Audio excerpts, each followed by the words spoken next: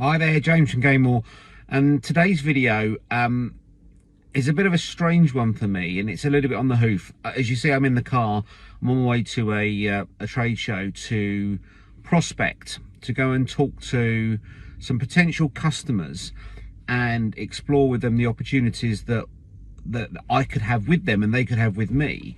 And it's a bit of a strange one for me because it's come at a time when I've had last couple of weeks I've had a number of really interesting conversations where I've got new clients coming on board, and it's going to be a really exciting time. We've got clients coming on board from really different sectors.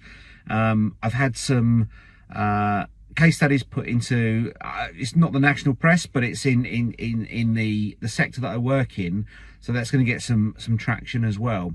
But this video for me is more about the sales process, and I'm sat here in a car park, in the middle of a supermarket car park, and I'm waiting to drive to the venue just to be able to go and prospect and talk to potential clients.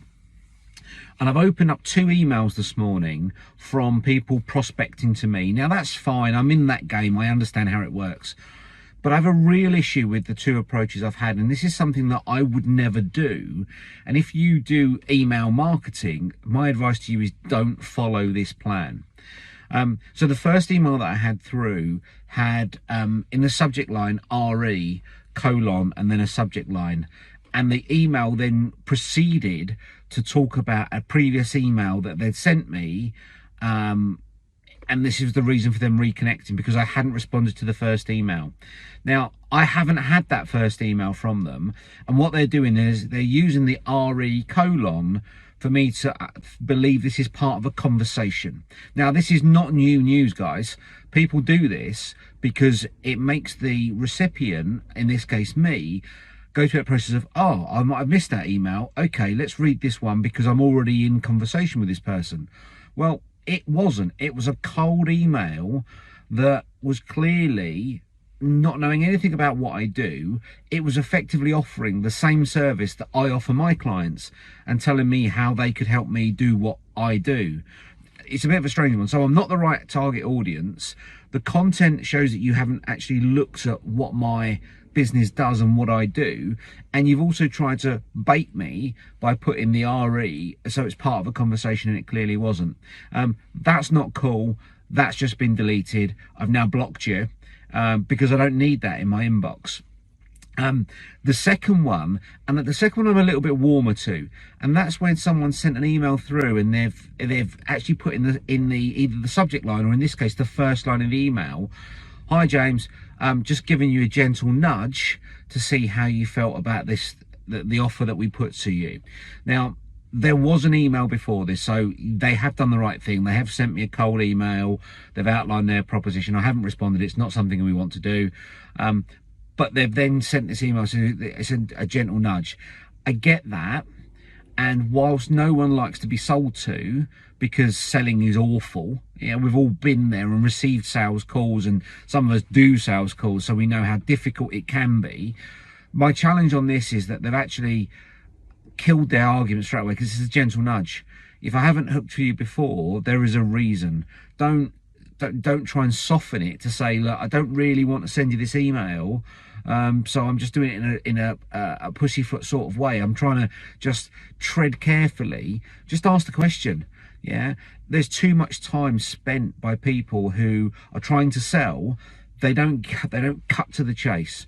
They try to flower everything up.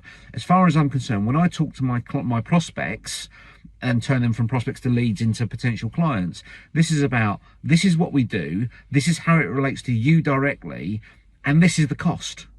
It's as simple as that. Now, it might not work for all of them, and it might turn lots of people off, but those that it doesn't turn off, we can engage with really quickly. So a couple of takeaways, guys. When it comes to email marketing, firstly, understand your audience. Understand that you're targeting the right people. It's all well and good sending thousands of emails out to the wrong target. Yeah, that's just going to have zero deliverability and a waste of time. Don't use that cheap thing of RE or FW, so forwarding emails, just to incite the fact that there was a conversation when clearly there wasn't. That's not cool. And thirdly, don't sort of pussyfoot around the conversation. Come straight to the point. Yes, I hope your well's fine in an email, but then cut to the chase. We do this, it will affect you positively this way. Yeah, can we grab a call? Yeah, and when you get to that call, don't worry about that cost element and hide the cost element at the end. Come up front. Yeah, and it might be that your cost you're going to give is not specific, and you might have to build that through the conversation you have with your prospect. But understand that actually it's going to cost you £2,500. It's going to cost you £10,000. Have that conversation early, straight away. You're not building someone's expectations to how are you actually going to commit to investing in this if you don't know what the price is up front. So you build that whole legacy of conversation that's like, yeah, we're really interested, it's going to cost you £5,000. Whoa, that's too expensive. Yeah, tell them up front, and then tell them how you get to that and what value they're going to get. So a quick video for say I'm sat in a car park. It's not the most luxurious of places, and I'm actually sat in the car, but yeah, if you're going to sell via email, don't be that sort of person that cheats the system.